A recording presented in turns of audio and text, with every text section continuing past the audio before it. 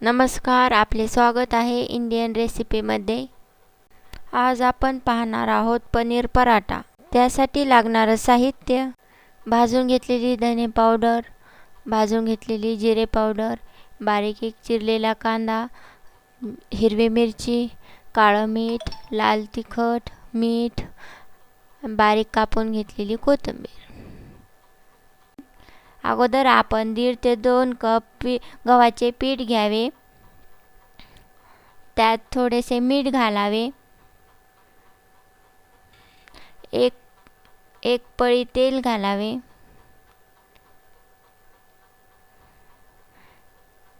ते छान मळून घ्यावे।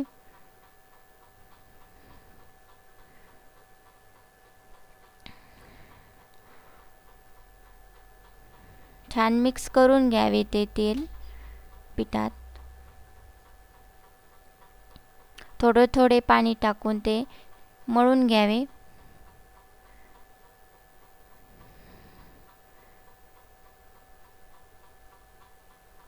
जास्त पीठ पातळ नाही करायचं, घट्ट ठेवायचं थोडं।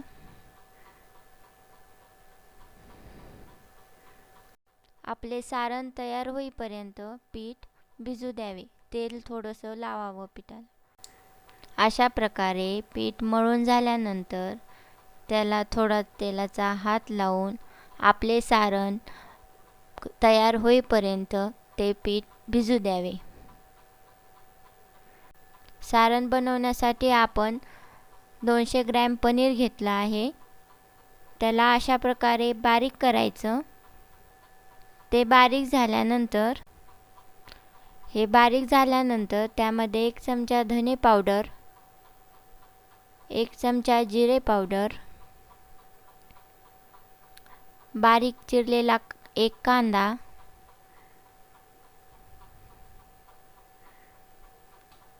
हिरवी मिरची, कोथिंबीर थोडीशी कापलेली, काळं मीठ 1 चमचा, त्याचबरोबर लाल तिखट 1 चमचा,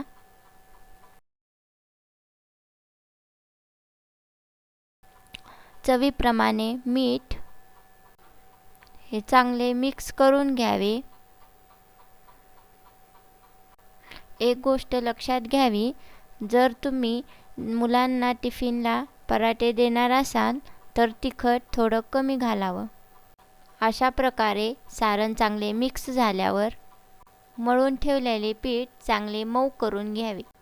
सारण भरण्यासाठी आपण जशी पुरणाची पोळी करताना गोल वाटी करून घेतो तसं करून घ्यावे। छान असा वाटीसारखा आकार करून घ्यावा। त्यात भरपूर सारण भरावे। भरपूर सारण भरल्यावर पराठा छान लागतो।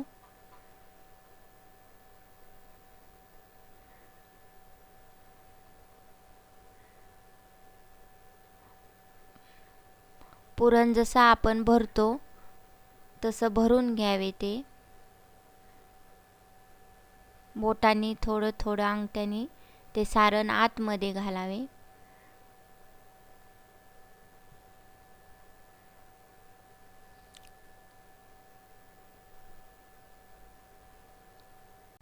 असे बंद करून घ्यावे त्याला।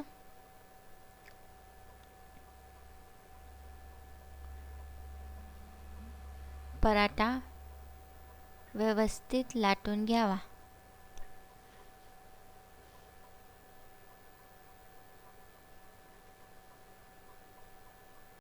त्याला थोडंसं पीठ लावून घ्यावे।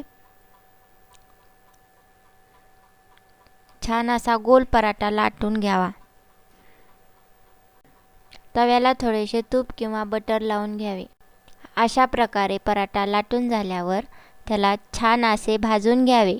भाजून घेत असताना त्याला दोन्ही बाजूने तूप किंवा बटर लावून घ्यावे, त्यामुळे पराठ्याची चव खूप छान लागते। अशा प्रकारे पराठा दोन्ही बाजूंनी भाजून घ्यावा. अशा प्रकारे छान असे पनीर पराठे तयार झालेले आहेत, जे दह्यासोबत किंवा सॉससोबत खाऊ शकतात. अशाच नवनवीन रेसिपीसाठी चॅनलला सबस्क्राईब, लाईक आणि कमेंट करा. याचबरोबर तुम्हाला रेसिपी कशी वाटली ते कमेंट करून सांगा. पुन्हा भेटूया अशाच नवीन रेसिपीसोबत.